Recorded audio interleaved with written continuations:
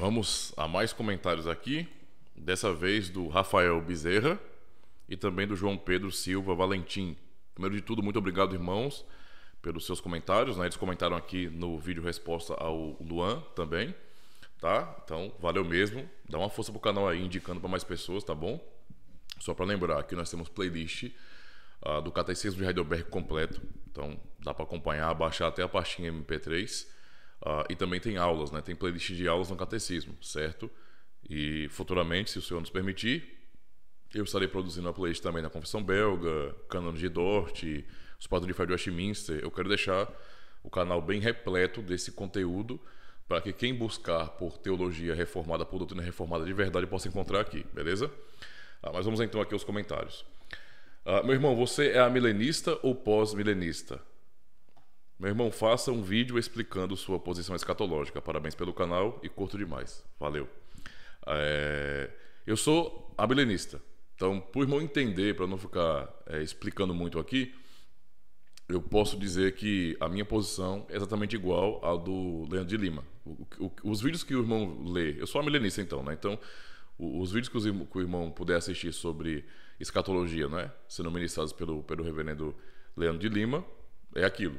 Tá? É aquilo. Vou até deixar o link aqui na descrição, não sei se o irmão já assistiu. Vou deixar o link aqui na descrição de aulas, né, escatológicas para o irmão ter uma noção, mas se não conhece, é claro. Mas a minha posição é amilenista. Eu sou amilenista, beleza? O irmão João Pedro então falou bem assim: Reverendo, é verdade que todo país protestante com o tempo vira democracia? Existe uma diferença grande entre o sentido da democracia atual e os tipos de governo que surgiram na época da Reforma?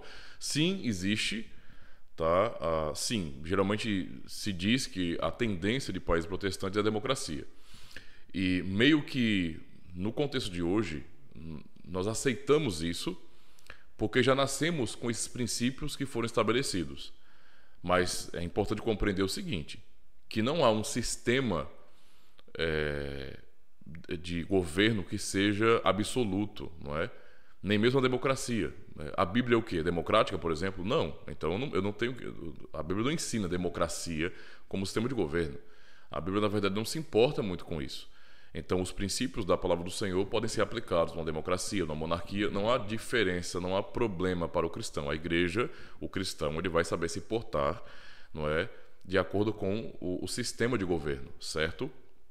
Então não é uma coisa necessária que seja a democracia. Geralmente é o mais preferível. Agora, o conceito de liberdade na sociedade, ele é caro a nós cristãos, e já na época da Grande Reforma, podemos pensar, por exemplo, nos países protestantes como Holanda, que era bem desenvolvida para a época, não é? E outros países também, que já abraçavam esse contexto de liberdade, e isso era provado justamente pela liberdade religiosa. Por exemplo, na Holanda havia, sim, Igreja Católica Romana, e também os próprios arminianos, não é, estavam na Holanda também. Eles foram depostos de cargos eclesiásticos e também de suas funções nas universidades, né, nas escolas, mas eles estavam ali ainda e tiveram liberdade, sim, para colocar a sua religião à frente. Tanto é que vocês veem aí, né, o crescimento do arminianismo. Então, havia sim, com certeza, esse conceito de liberdade. Nós podemos ter uma noção disso também quando houve, né, no século XVII, também o chamado Brasil holandês. É bom estudar sobre isso, mas entenda, o conceito de liberdade que temos ali, surgindo, não é, no final da Idade Média, não é exatamente igual ao sistema democrático que nós vemos hoje.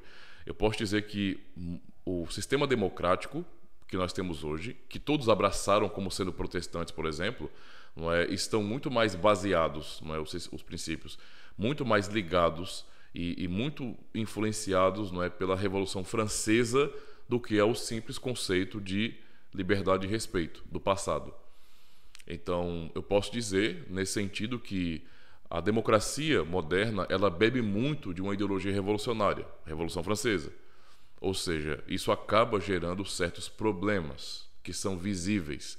Então, não podemos confundir a ideia de liberdade, não é, religiosa, ou a ideia de liberdade como sendo um tipo de avanço na sociedade, o que é uma coisa boa, lá do século XVI, por exemplo, né, com o surgimento do protestantismo, com a democracia que se vê hoje, que bebe muito da Revolução Francesa.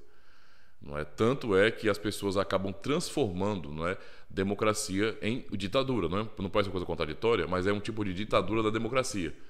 Entende a situação?